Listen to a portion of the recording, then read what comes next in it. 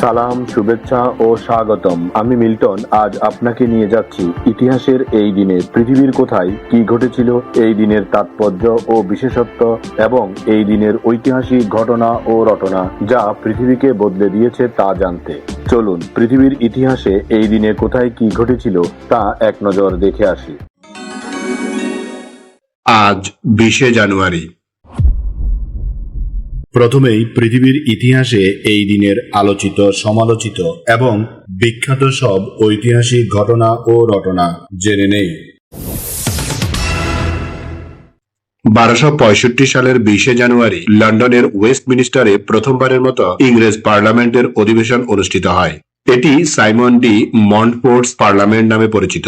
এই অধিবেশনটি ছিল গুরুত্বপূর্ণ কারণ ইতিহাসে প্রথমবারের মতো কেবল অভিজাত বা যাজক শ্রেণী নয়, বরং সাধারণ মানুষের প্রতিনিধি হিসেবে বিভিন্ন শহর থেকে নির্বাচিত ব্যক্তিদের ডাকা হয়েছিল এই অধিবেশনে।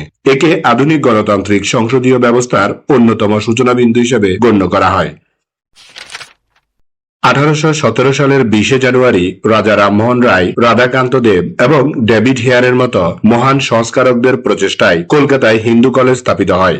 এটি ছিল এশিয়ার প্রথম আধুনিক পাশ্চাত্য শিক্ষা প্রতিষ্ঠান। তৎকালীন সমাজকে অন্ধবিশ্বাসের আধার থেকে মুক্ত করে বিজ্ঞান মনস্ক ও আধুনিক শিক্ষায় শিক্ষিত করে তোলার ক্ষেত্রে এই কলেজের ভূমিকা ছিল অপরিসীম।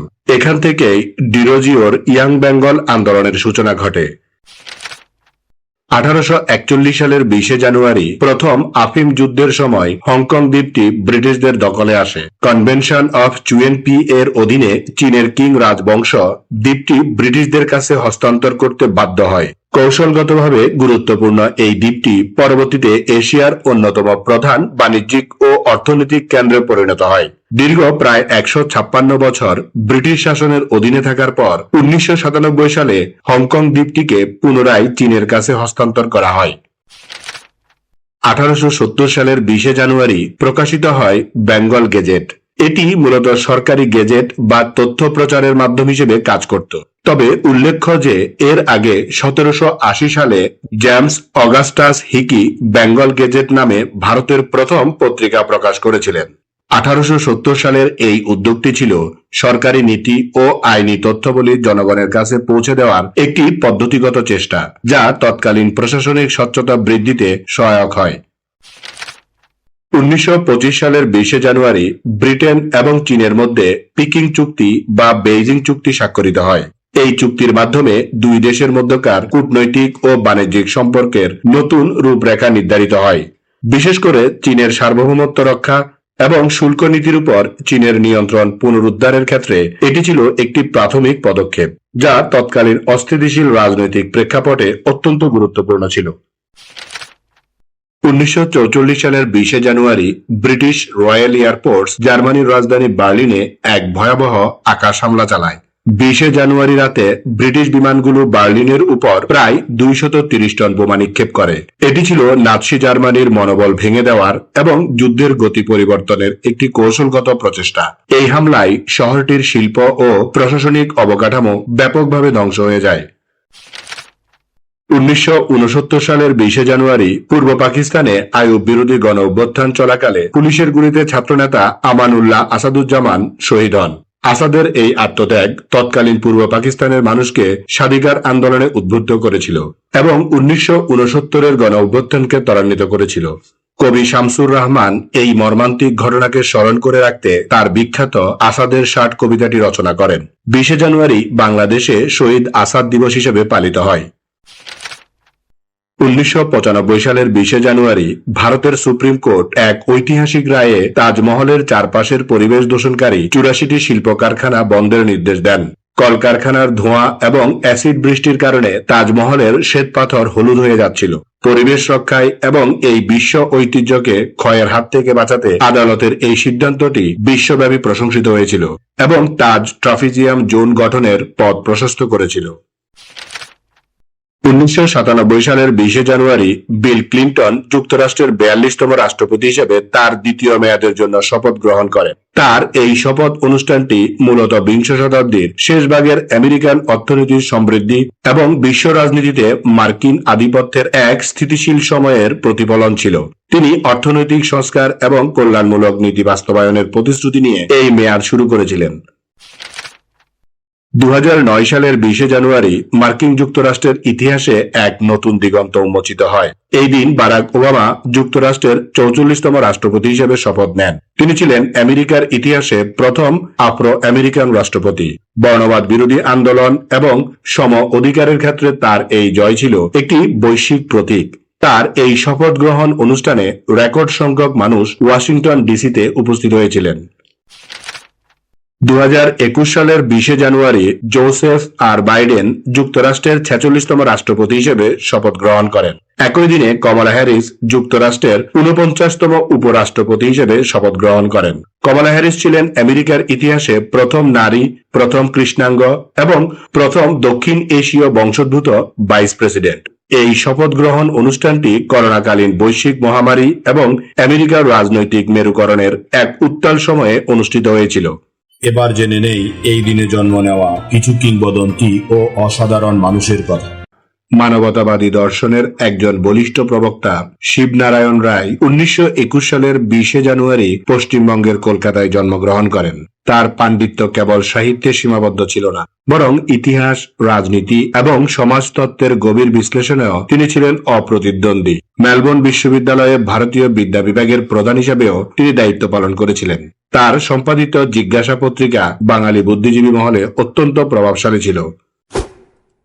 সুইডিশ রাজনীতিবিদ জোরান পেরসন 1949 সালের 20 জানুয়ারি জন্মগ্রহণ করেন। তিনি 1996 থেকে 2006 সাল পর্যন্ত সুইডেনের প্রধানমন্ত্রীর দায়িত্ব পালন করেছেন।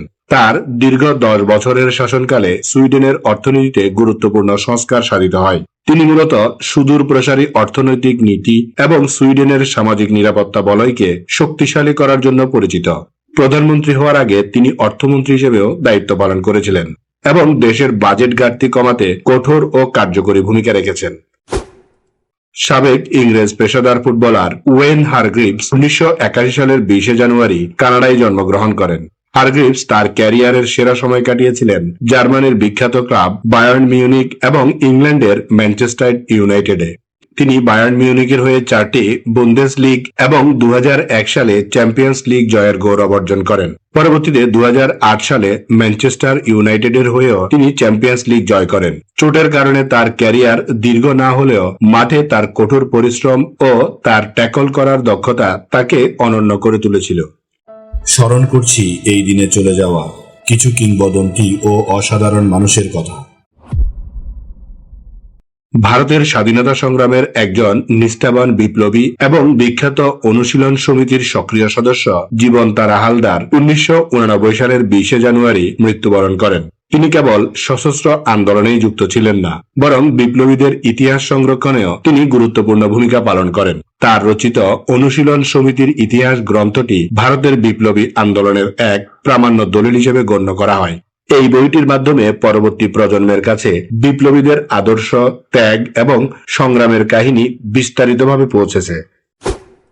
বিংশ শতাব্দীর অন্যতম জনপ্রিয় ও কালজয়ী মার্কিন অভিনেত্রী এবং ফ্যাশন আইকন আন্দ্রে হেফবার্ন 1993 সালের 20 জানুয়ারি পরলোক গমন করেন। বেলজিয়ামে জন্ম নেওয়া এই অভিনেত্রী তার আভিজাত্যপূর্ণ সৌন্দর্য এবং শক্তিশালী অভিনয়ের জন্য বিশ্বজুড়ে পরিচিত ছিলেন। তার অভিনীত রোমান হলিডে, ব্রেকফাস্ট অ্যাট টিফিন্স এবং মাই ফেয়ার লেডি চলচ্চিত্রগুলো ইতিহাসের পাতায় অমর হয়ে আছে। অভিনয়ের পাশাপাশি জীবনের শেষ বছরগুলোতে তিনি ইউনিসেফ এর শুভেচ্ছা দূত হিসেবে বিশ্বের সুবিধাবঞ্চিত শিশুদের সেবায় নিজেকে উৎসর্গ করেছেন।